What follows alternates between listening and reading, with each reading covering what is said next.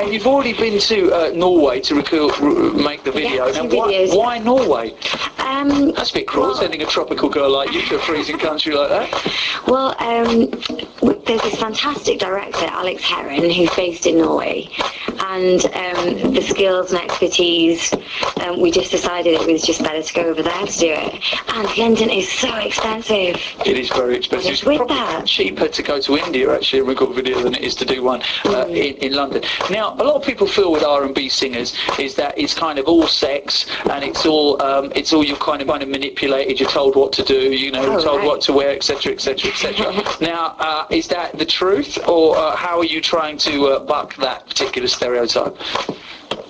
Are you trying to say I'm dressed too revealing? Not at all. I would never ever accuse a woman of being dressed too revealingly. Okay. Well, I actually pride myself on not being constricted by any social boundaries whatsoever. I feel like as long as you're a good person, you stay within the boundaries of the law, do whatever you want. Okay. But what about being manipulated by the music industry as such? R&B singers, they are very kind of, do this, say this, dance this way. Well, yeah, I have been told to avoid political discussions, which I am trying to do, my very best. No, we'll get you back on the stage as part of our forum. Don't worry about that. You'll get involved in that. As far as being manipulated, no one's going to be able to manipulate me, so no. What have been the highs and the lows so far in the last 6 months?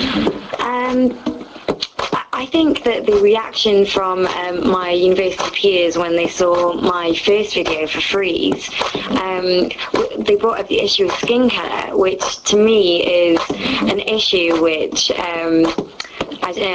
ignorance beyond ignorance. Like I have no time for anyone who's going to be living in 1960s with 1960s ignorant mentality. This was from Asians. From Asian people. Yeah. Well, this is the problem I'm trying to highlight is that, white people don't have a problem. It's Asian people are suppressing Asian people.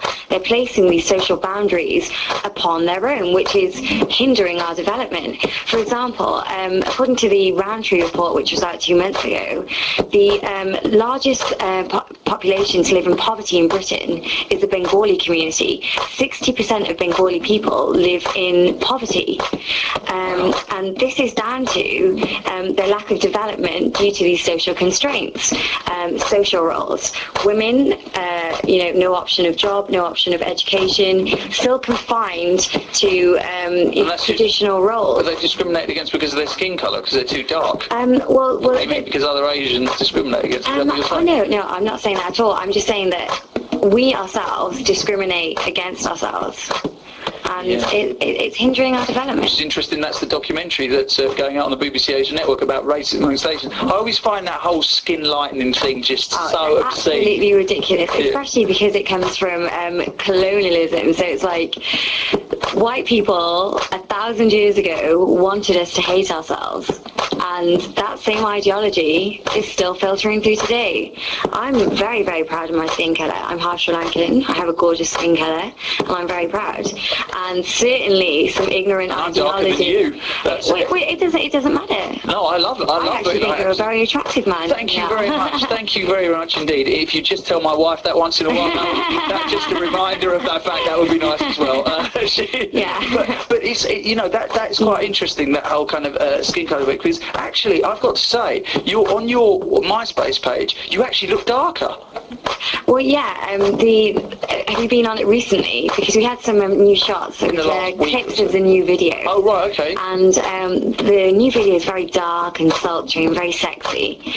And I can imagine it is. I look forward to seeing that very, very shortly indeed. As indeed does Paul, who works on the Asian Network, who said to me, I said, we'll book Anusha, okay? And I said, go and check out the MySpace page. He went, my gosh, almost his exact words. My gosh, when he saw that. So you're obviously physically very, very alluring indeed. But what about the music side of it? How important the music side is to you, and how much control you have over that music? Right. Well, as an introduction, I've tried to, in this first album, I've tried to avoid kind of like the use of political lyrics. It kind of has been, it's more of I like to describe it as a soundtrack to the roller coaster of emotions of life, but I've excluded all political references completely. daily, simply because I feel like I want to keep it light. I want to sell. I don't want any. I don't want to, turn anyone against me. So I'm just going to keep it straight and narrow. But hopefully, but then Anusha, everybody's doing the guys are hot, girls are hot, emotional roller coasters. But no one's doing anything about politics. You could actually make a real stand if you did. Yeah. You could actually be totally different to any other artist out there. Yeah, well, actually, it's good that you say that, Nihal, because I have this song called War, and it was written about the time when we first went to war in Iraq. I might put that on the album.